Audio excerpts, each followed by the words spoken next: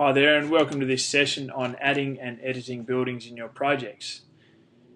To add a building or edit a building, navigate to your project, and on the bottom of this project edit screen you'll see a section titled Buildings and Designs. In here you can see your buildings. In this case there's already two buildings. What we'll do is we'll add a new building to this design by hitting that new building button. And we'll call this a large semi-detached dwelling, and it might be a triplex. So we'll choose the applicable building density. The construction type, we'll build this from double brick.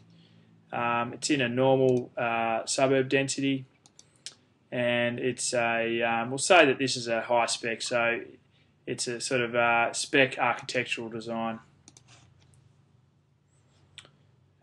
Expected occupancy, three large triplexes. We'll say 3 people per dwelling, so 9 people in all. Save that. And you can see here that the building durability or maximum durability of that building's been estimated, and also the design life. What we've found in our research with eTool is that there's a very low propensity for buildings to be demolished due to reaching the end of their service life. And in reality, in the world today, most buildings are actually demolished to be redeveloped. So they've become unfashionable, or they're a low density building in a high density area, and more money can be made from redeveloping it into a higher density product. And also the design quality affects that design life as well. So we've come up with a little algorithm that estimates this design life.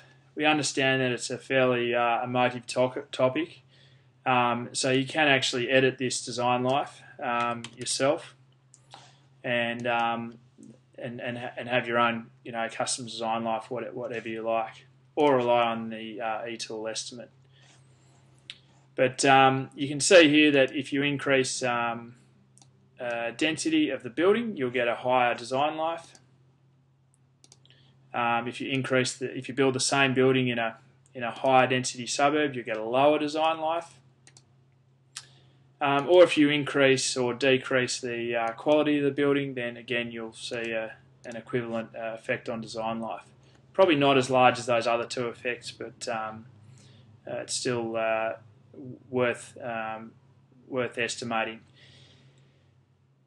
And this is really what we're trying to do, is estimate an average design life for 100 or 1,000 buildings of that type.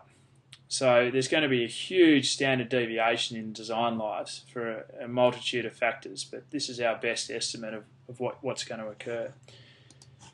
I might just take you through to a building that I prepared earlier, and I'll just show you what happens to the LCA results as we change the building design life. So we've entered a custom design life here. If we go back and rely on the eTool calculated design life of 35 years versus our custom design life of 100 years, you'll see here that you'd expect this operational energy to drop. So the energy inputs into the building over the lifespan, and also the maintenance energy, because you won't be putting as much energy in over a shorter design life. And you can see there that we have actually had just that. We've had now the original materials energy is much larger, and the recurring energy and operational energy are smaller proportions of the total carbon footprint. Now, it's not enough to say that this new carbon estimate for this building is lower than what we had with the higher design life, therefore it's a better option. Because what you'll find is that the carbon emitted per year over the life of that building is actually greater. And that's one example of a functional unit that we use in life cycle analysis. The other functional unit that's applicable to this screen is this number of occupants. So a good functional unit to measure residential buildings would be the amount of carbon emitted per occupant per year. So by changing these factors, it really does affect the output of the LCA, and you'll see that later when you run your reports. That's it for adding and editing buildings. Thank you.